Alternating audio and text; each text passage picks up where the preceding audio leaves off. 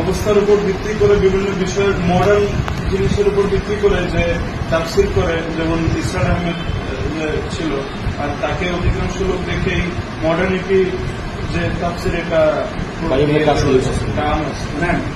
তাফসির আমাদের ওলামায়ে কেরাম, মুফাসসিরে কেরাম, সালাফে সালেহিন তারা ক্লিয়ার বলেছেন তাফসির দুই ধরনের, একটা হলো তাফসির বিল মাসুর, একটা হলো তাফসির বিল মাকুল।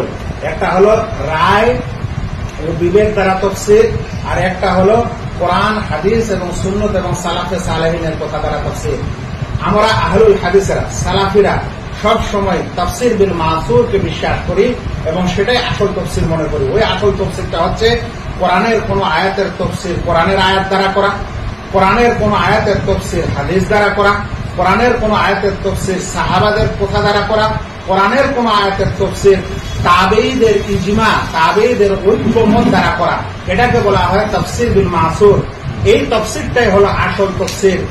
আর এছাড়া যে সকল তফসিরে এগুলাও দেওয়া হয় আর তার সাথে সাথে বিবেক, যুক্তি, মডালিটি ইত্যাদি লুকানো হয়, এ সকল তফসিরে মানুষের নিজের বিবেক এবং রায় থাকে, আসলে শরীয়তের জ্ঞান কম থাকে বা শরীয়তের আসল জ্ঞান থাকে না, নিজের বিবেক ও বুদ্ধির মাধ্যমে গবেষণা হয়। সেটা ঠিক হতেও পারে, আবার ভুলও হতে পারে।